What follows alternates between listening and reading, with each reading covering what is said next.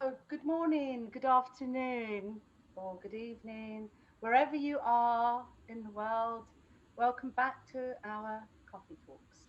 And yes, again, we have this amazing team of youth and our lovely editor from the Heartfulness Magazine.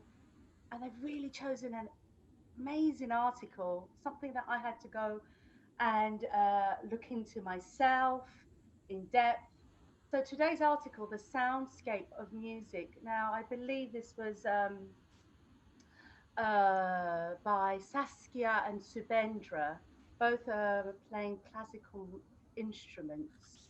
So, without fail, I'm Alka Patel. Yes, in sunny, not London. It's absolutely freezing here. We had snow last week. Again, I'm a teacher and a heartfulness trainer. And today we have with us, who do we have? Hi, my name is Fiona Neary, and I'm an artist. I live in upstate New York in Saratoga Springs with my parents currently. I'm in my last semester of university, and I'm so grateful to be studying fine arts and Spanish. And I'm also a heartfulness trainer. So I'm really excited to be talking about this, about music. So next, um, there's Chirag. Thanks, Fiona. Hi, everyone. And Alka, thanks for having me. I'm Chirag. I'm work in healthcare, but I've been a heartfulness trainer now for a few years and excited to be here and talk further about this article. Elizabeth, would you like to introduce yourself? Sure. Thanks, Chirag. Thank you, Alka, and hi, Fiona, and hi, everybody else. So my name is Elizabeth Denley. I'm an Australian, although I spend most of the time, except for at the moment because of COVID, based in India at the Heartfulness headquarters at Kanashantivanam, just outside of Hyderabad. I've been a heartfulness trainer for 30 years now and a practitioner for a bit longer. And I can tell you it never gets dull, it never gets boring. It's always an interesting ride. And I'm also the editor-in-chief of Heartfulness Magazine. So back to you guys. Love when you always introduce it and when you mention Kana. Anyway, so guys, you have put something together for this. Would you like to share the first slide and whoever's resonating with this? Yes. Yeah, so I loved this whole article, and this one quote stood out to me. Music is life, to me, the vibrations. Any vibration in this universe is music. It's who we are, who I am. And um, I think this is so lovely because like, everything that is living vibrates with some kind of resonance, and it can be in harmony or disharmony like music is. And um, it makes me think of um, this.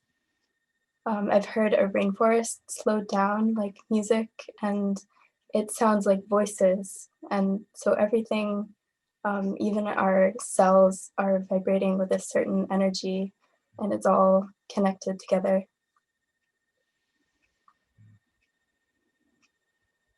Would you like to add anything to that, Chirag? Yeah, no, I think Fiona very well put. It's interesting. I've been playing music now since I was 10 or so. I played the violin. So and even from a young age I've always listened to music, and my father and mother are very much into Indian classical music, so definitely resonate with this quote, and love how we talk a little bit about the vibrations all the way down to a kind of a cellular level and the impact of music, because a lot of us think of music kind of at the more material level, like how you're listening to music, but I loved how this the team kind of captured the vibration element of this as well. So definitely resonated with this quote. I'm going to invite our Elizabeth because I know she's going to take us to another level. Well, I very much resonate with what Fiona and Chirag both said because I've been playing music since I was about 2 years old. Well, that's the earliest memory I have with my grandmother. And then I was a musician, both a singer and a pianist and a cellist growing up, and accompanied my own children and taught them music as they grew up. And music is one thing, but especially when you sing, because when you sing, you feel the vibration within the cells. You feel the vibration in every part of your being. And, I grew up in basically an atheist family, but because I sang professionally, there was a lot of religious music I was singing at an early age, medieval music, Baroque music, all the way through, all the big masses by Bach and Mozart and Beethoven and others. And so this was how I initially connected with the center of my being, was through music. And so it was very, very important for me to feel that vibration, because I think this was one of the things that helped me to develop a spiritual search in my life from a very, very young age. The other thing, which is an interesting fact, I've thought about it a lot, because I don't play very much anymore, especially since being in India and I don't have a piano. And my focus is very different now. It's more in terms of the written word, in terms of creativity. But when I do sit down to a piano and I play, what astounds me is the memory that's there in the cells in my hands. Like, I don't have to think the notes. And this can be after 20 years of not playing a piece of music, or 30 years of not playing a piece of music. It's there. And it's not just here. It's an astounding thing. So there's something about music that literally does, it just programs you down to your cellular level. And I think that, I'm still thinking about that as to what it means in terms of how we process sound. When you look at what Lalaji, the first teacher in Heartfulness, wrote about sound, as the manifestation of consciousness, the life of life, the soul of soul, etc. And you go back to the original sound, the original essence of vibrationless vibration. In Heartfulness, we call it transmission. And this is the thing that it transforms us from the inside out when we meditate. So I think this whole thing of vibration, of sound, of music is so, so important, because when you read Lalaji, this is the foundation upon which the whole universe is manifested. It has a pretty profound expression in our lives, I think.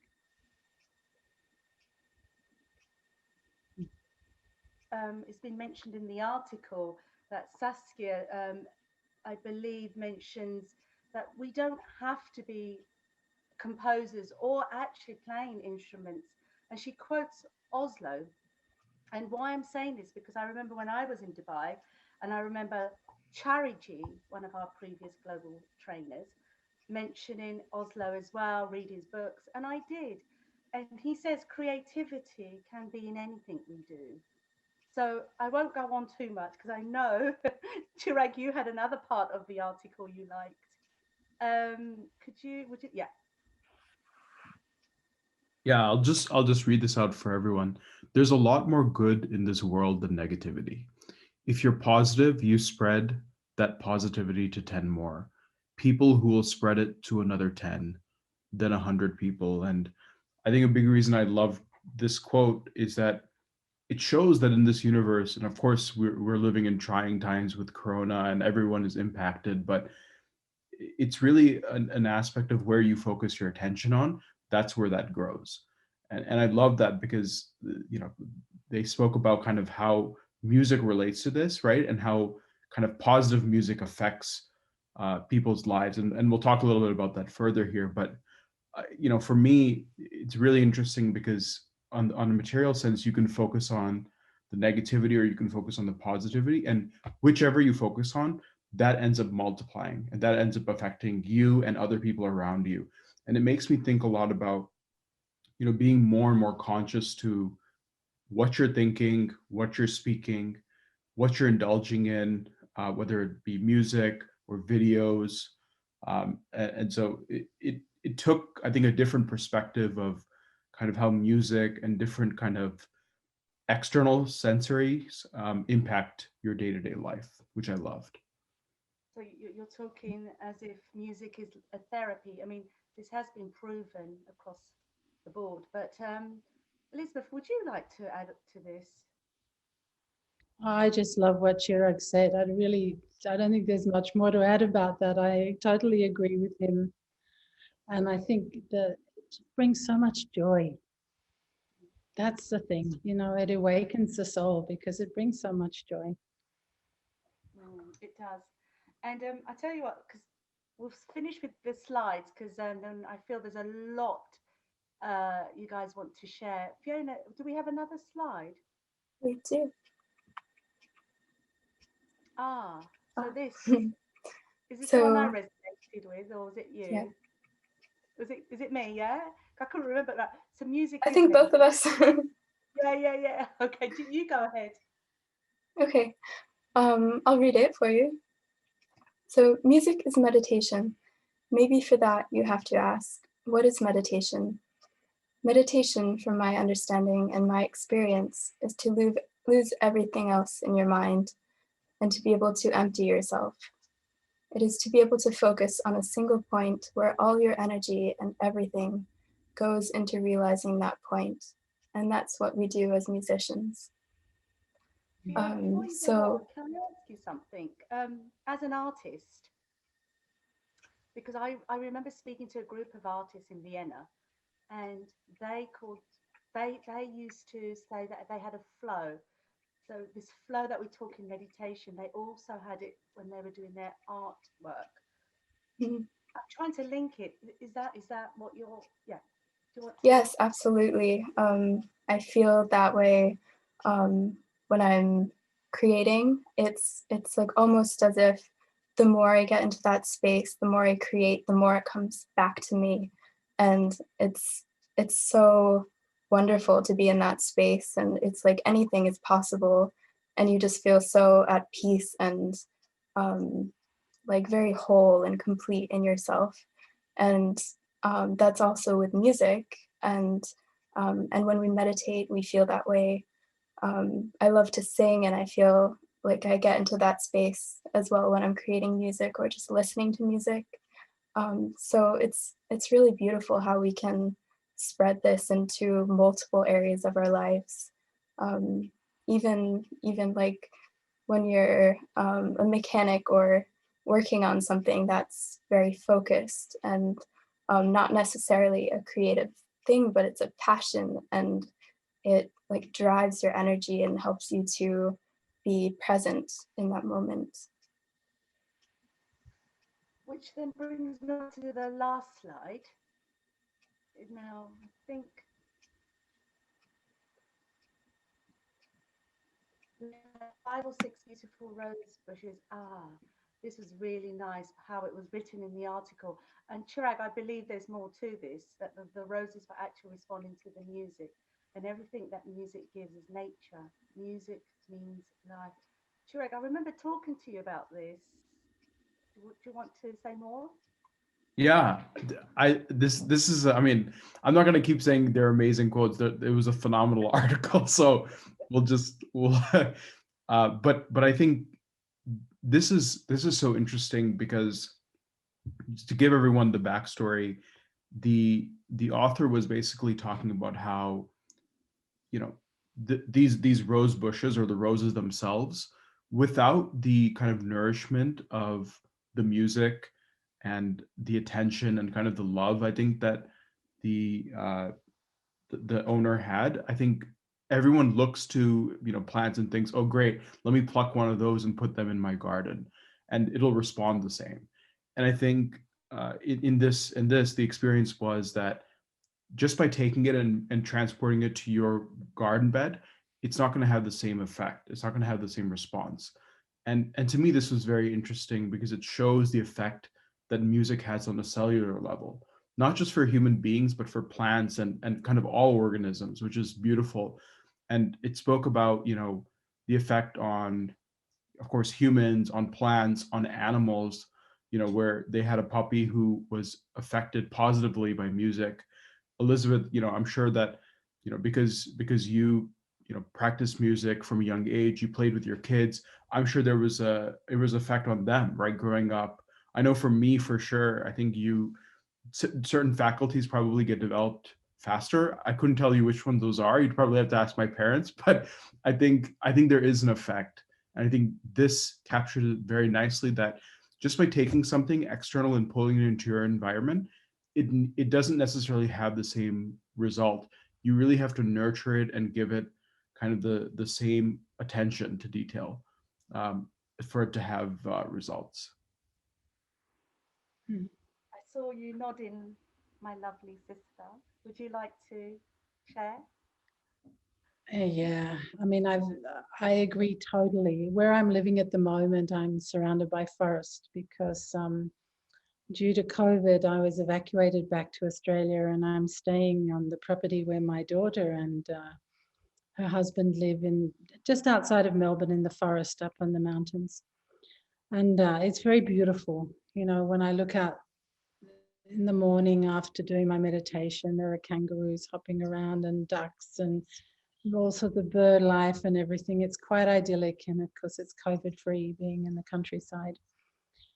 So I feel very blessed for that. But the one thing I notice is I've been watching the trees a lot, because after I meditate in the morning, I sit outside, have my cup of coffee on the veranda, overlooking the vista of trees and everything. And you can see the trees sing. You can feel the trees sing. And with the different weather patterns, because it's quite volatile here. Sometimes it's cold, it's freezing, even in summer. Today it's super hot. Sometimes there are strong winds, and they respond to all of it. And there are days when they glisten and they're bright and they're so full of life, and other days where they're bracing themselves, etc. So this has been just a beautiful experience watching all this. So everything that's written here about Srini's parents' garden when he was growing up and how the roses respond to music.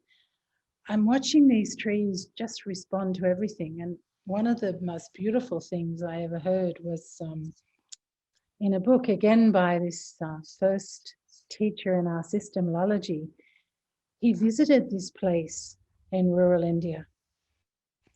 And it was an area in Maharashtra, in the inland area in the countryside. And when he went there, he said he just never wanted to leave. He just wanted to stay because the trees were just so magical, these big old trees that had stored all the charge of the transmission of life and everything around. It's a bit like Lord of the Rings, the Ents forest, the wisdom of the Ents. So you imagine this in all trees. And the trees around me are big like that as well. And you just see this vastness of wisdom in these old beings who've seen so much. And it just gives a very, very special feeling. And I think, there are these Italian scientists now who've been recording the songs of plants. And they have this little device that you hook onto. One of the Italian heartfulness practitioners brought them to Cana last year, and we tried this, we experimented with it. They're from the north of Italy somewhere, and what they do is you hook these two little clips onto the plant, and then you hear the frequencies, the vibrations of the plant singing. It's just phenomenal. There's so much life there that we don't know about. So I'm sure roses respond to music.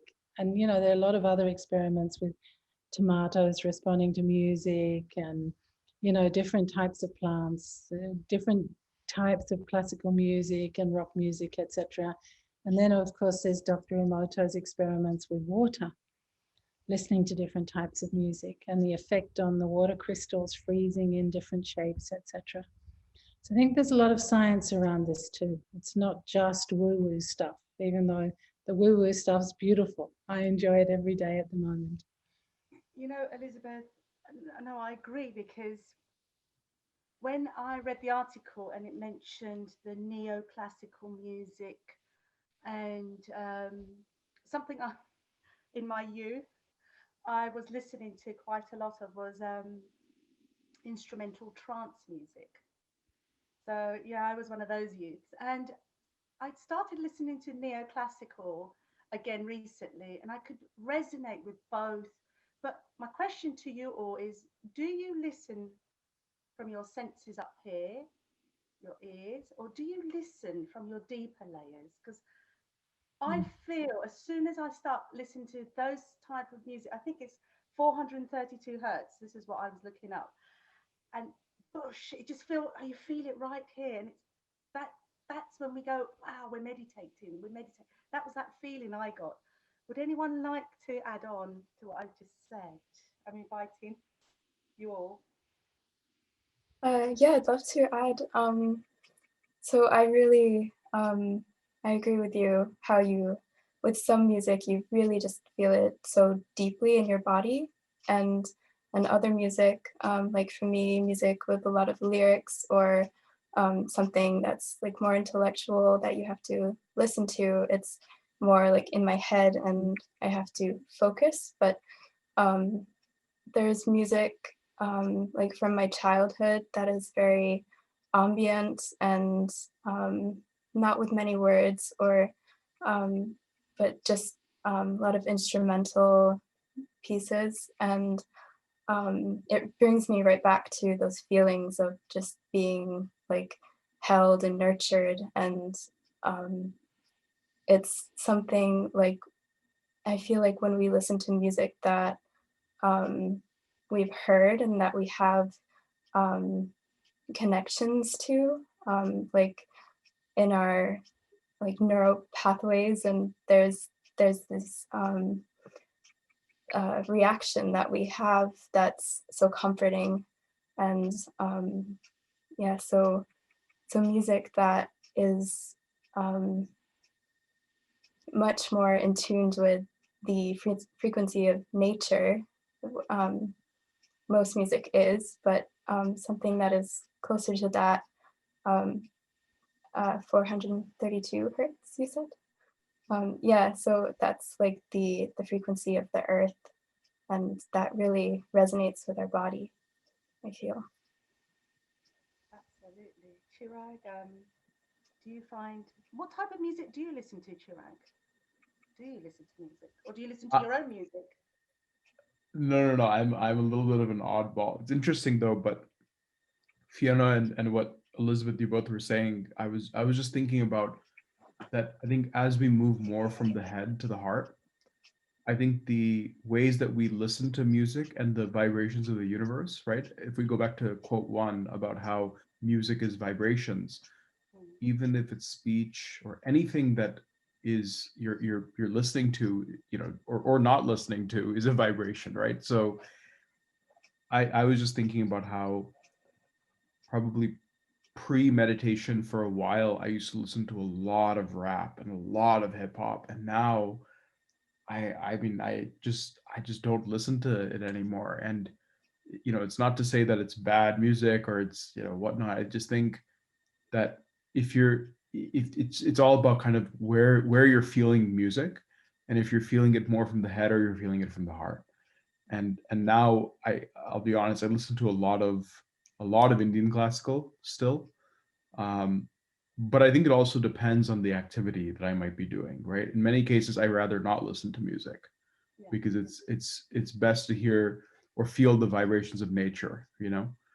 So it's interesting because I've had that evolution of music, and I think it's also interesting to experiment with, after meditation, listening to types of music. Can your system bear listening to certain things, um, versus listening to other types? I think it's very interesting to kind of test and see what resonates with you.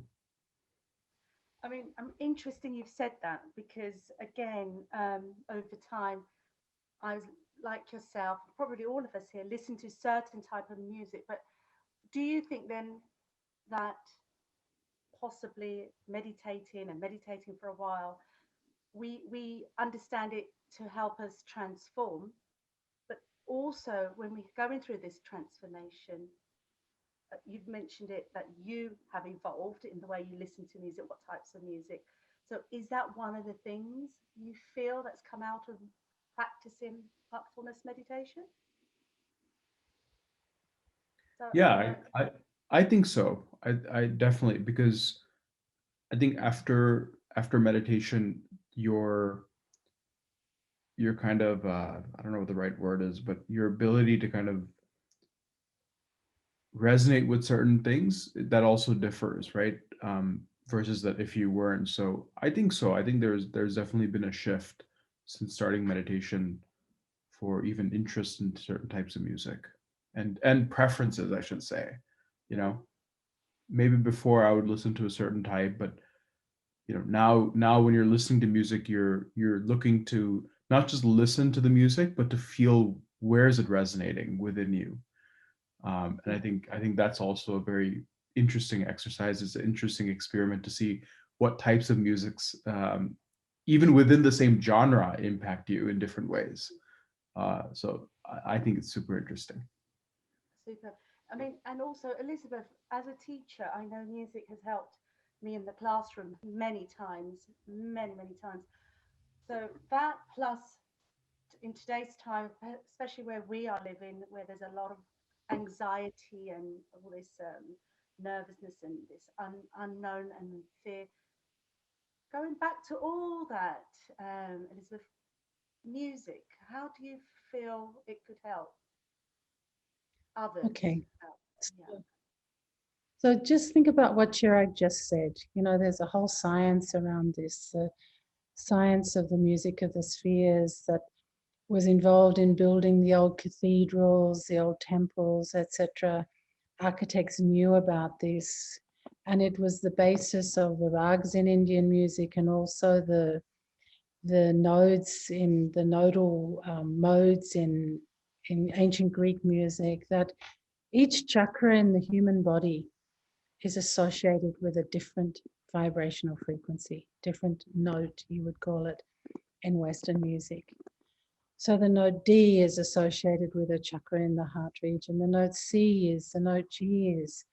And when you look at that, you realize that every time we hear a piece of music, it's going to evoke something about that part of ourselves.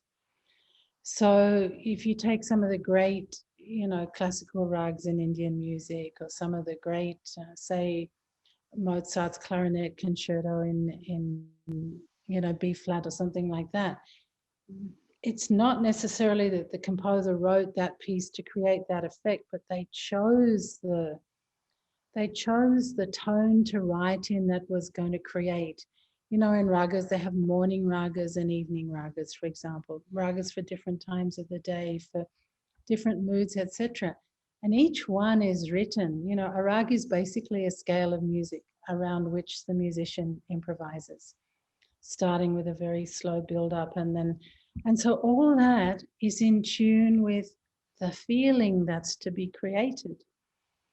And it's the same in Western music. And this is how we create mood with music. So it has huge effect. And you can do this with children. When children sing in a certain key, it will resonate with that feeling in their heart.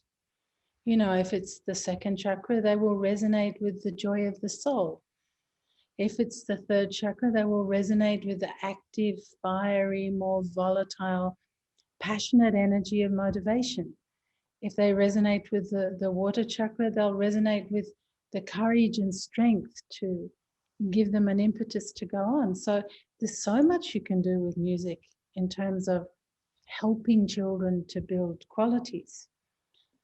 But then eventually I think it goes back to what Chirag said also, that after you've been meditating for a while, you don't want sound. You've been at the deepest level within yourself of, that subtlest vibration of sound, of nothingness, and to come out and listen to something sometimes is too heavy. So, as human beings, that's where we move to. So, you hear always people saying science is the language of God. But having said that, we also live in the human world. So how do we create beautiful sound around us? How do we create music that lifts our mood or that calms us down? There's so much science around this, and I'm sure it can be used in education. In fact, Saskia, the woman who was interviewed, the wife of Shubhendra Rao, who was interviewed in this article, it's one of her specialties, understanding, bringing music to children in the educational setting. And you'll see in part 2, she focuses much more on this. And these two, this couple are just astounding. You know, he was one of Ravi Shankar's most serious devotees and disciples. And he traveled with him, he lived with him, he learned from him. With his wife, Saskia Radhajas, she was with Hari Prasad Chaurasia, as well as her Western heritage. I mean, these are very serious musicians who are now taking all this stuff to children in the educational environment. And it's just so inspiring to see, you know, see what they're doing. No, absolutely. Recently, I saw a little clip that was being sent round on all these WhatsApp groups, and it was a young boy in today's time with a flute, just playing in this some sort of farmyard kind of place. This was in India, and all the cows just gently came towards him, and then it was the most beautiful thing I've ever seen. I think no, that reminds me of Krishna, and it also reminds me of Chari Master, who used to say, who's our previous global trainer, who loved the whole flute playing. And but I want to bring it back, and in the article, I think Subendra says meditation is not sorry, music is not well sorry music is meditation. It's not where we use it to then meditate. Fiona, did you see that part in the article? Yeah, I did. So I think it's really interesting how so we can use music. Let me just make sure I understood it correctly. So music can be a way to meditate by creating and also listening to music, but it is not a means, or it is a means to meditate, but it is not necessarily meditation. I believe that's what it was speaking of. Yeah, so we can. I know friends who have the music, and then they said we play our music and we meditate. And I just wanted to know, what do you think about that? Yeah, I think I often, when I listen to music, I can feel that deep connection, and it can alter your consciousness on a certain level. Like if I'm in a really bad mood and then I listen to something so beautiful, then it can bring me into that deeper peace. And it's so instant and subtle, and sometimes you don't even realize that there's music in the air, and it just changes everything about that moment. And yeah, so I think we can find that through listening to music, and also we can find that within ourselves by just meditating and going deep inside ourselves, and we find this inner music in meditation. Yeah. I mean, guys, I just had a thought, which is dangerous. In the past, when I used to listen to music with words, then you go away, you repeat the words, and then you can't stop. And you're thinking, oh, I need to stop doing this. So that's one. And then the other thing is, but certain music I listen to doesn't stay with me. You know, these impressions we so-called try to remove through our heartfulness practice. Would anyone like to elaborate on that? I'll hand it over to you. Fiona, go on then. Yeah. So Right, like music can be like a mantra. Like we can think of like the lyrics and they just keep repeating in our head. And yeah, sometimes that can get in the way of just wanting to find stillness. Um, but yeah, so it can go both ways. But I think mostly it's beautiful, and yeah, there's such a difference between such a similarity and difference between what is outside, what can affect us, and what we have control over, and how we would like to change the world that we're living in and the environment that we are um, surrounded by. No, absolutely. Isn't it in the article? I think it's Subedra. He says how all these violent activities across the globe, we should throw music at them. It's Mm, that's it, isn't it? yeah, I Yeah, love it. yeah, I love it too. I love that part. Chirag, what do you think? Should we play all this music to all these global leaders?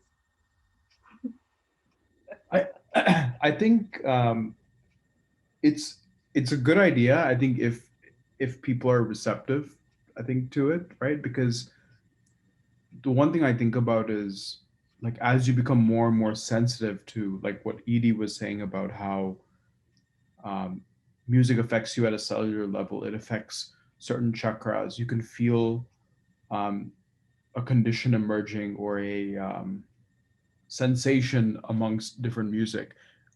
You know, part of it comes from time, right? Of trial and error and kind of be an experimenter on yourself. So I think it'd be great if you know people listen to all this music and it wipes them out. But I think the reason Subendra said that is because he has that association and that appreciation for this a particular type of music, and he's sensitive enough to understand what music does to him, and he understands and has the conviction that it can do the same to others. And I think the one thing I feel is you have to be open to listening. And the moment that I think it becomes a forced activity, it takes away the whole essence around the vibration. Yeah. So I think it should be something that people should want to listen to. And I think at that point, when you have the interest in doing it, much like our meditation practice, then things can really happen. But moving on, I mean, our Daji, the global trainer right now of Heartfulness, he really listens to some of the music my father used to listen to. And as a young child, I remember hearing it in our home and absolutely resonates with my heart because of my childhood. But when you really listen to the words, so there are words in certain types of music that you can really feel it with the heart. And I think it's the way it's been sung. So the probably the levels of the voice and I mean Elizabeth, again, could you help me understand that more? Yeah, and it relates a little bit to what Fiona was saying, that one of the things that we have in yoga is, this concept, there are 8 limbs in yoga, and 2 of them are what we call yama and niyama. So what is yama? Yama is basically getting rid of any habits, when you're talking about repetitive words in your head like a mantra. It's neural programming. You've already got it in there somewhere. It's locked into a neural program in your mind. So is that habit a yama? Is it something you need to get rid of because it's not in your best interests? Or is it one of those habits that's going to help you grow and evolve? And especially in yoga, you look at that from the spiritual perspective. So other words, and this also relates, Chirag, to what you were saying much earlier on about the types of music that you listen to now compared to earlier. So what are the words saying? Are the words in some way taking you to a higher level of consciousness, or are they not? And is it mantra-like, like Fiona was saying? Is it something that you just recite like a parrot, or is it something that has depth and meaning to you? So I don't think there's any right or wrong answer. It depends how you use it. Something that could be a parrot-like mantra for one person may have huge depth of significance for another. like poetry, for example, too, or music and words. And if it's something beautiful that inspires you, and then it's a wonderful thing. But if it's not, maybe you want to think about, well, is this where I'm heading, without judgment? But we all need to discriminate and make choices in life. So I very much agree with what Fiona was saying just before about that. I think it's something that can be for our benefit or not, depending on how we use it. No, absolutely. And look, guys, just being mindful of time again. These talks go so quickly, and I feel we've just hit one note. That's supposed to be a joke. Um, the only other thing I would love to talk about, which talks about peace in this article, and how we can, as an individual, bring this just maybe just to myself and people around me.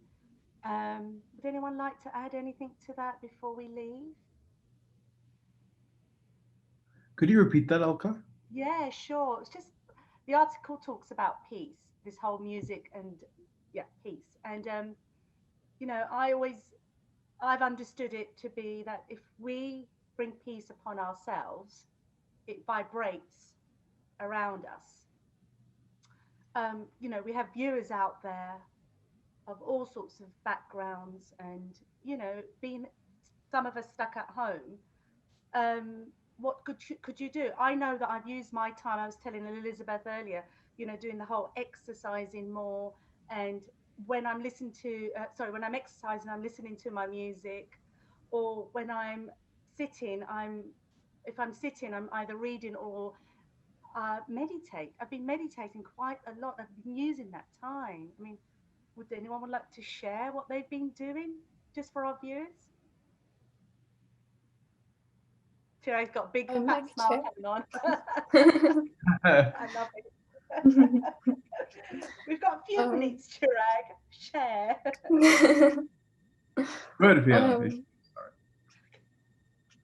Where are you gonna go? No, please. Okay.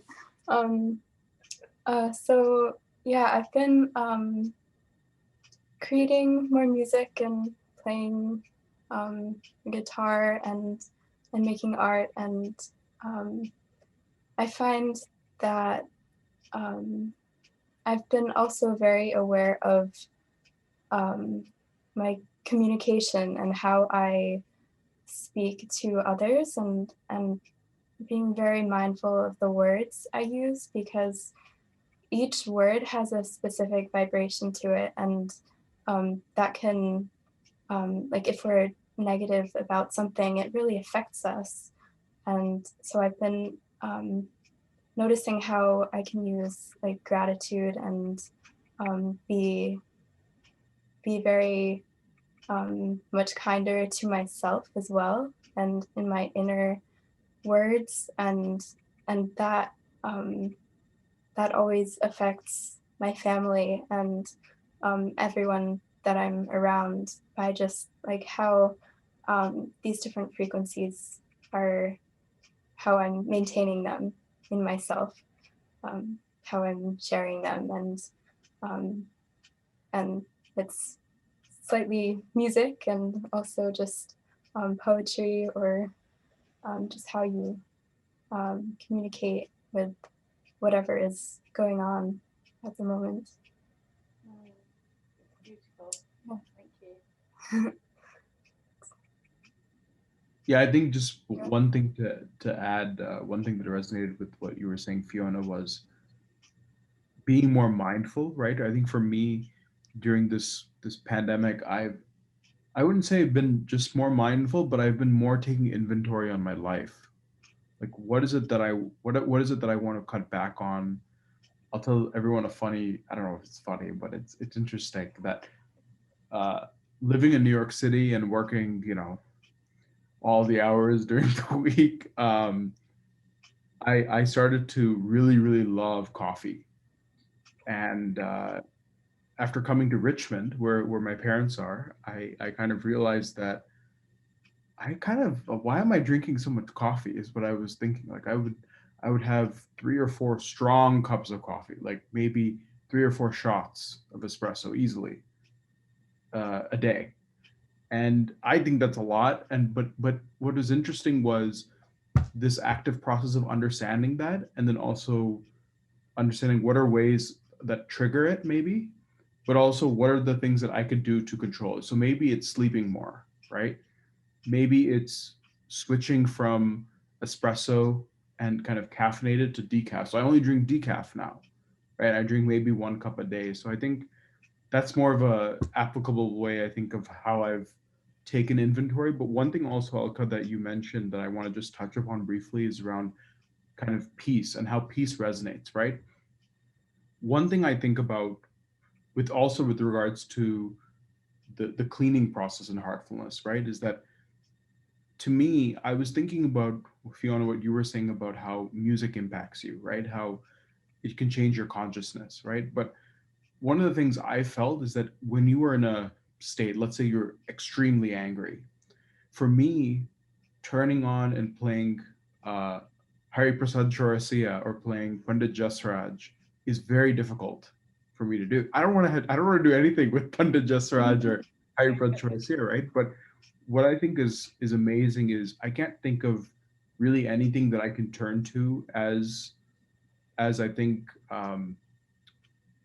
pivotal as something like the cleaning process, because it changes you from one state to the other in a matter of seconds in some cases, and then it allows your consciousness to be more and more receptive to, you know, things that Alka and Elizabeth, you were both mentioning around higher forms of music. Maybe it'd be, you know, listening to the words and understanding how they connect to you, or listening to music with no words and understanding how does it resonate with you within. So I think in order to create peace, you have to figure out how to maintain the peace that you've had prior. And I think the cleaning process is a great way to do that, coupled with, of course, the meditation. Absolutely. Wow. Yes, Elizabeth. Our final words.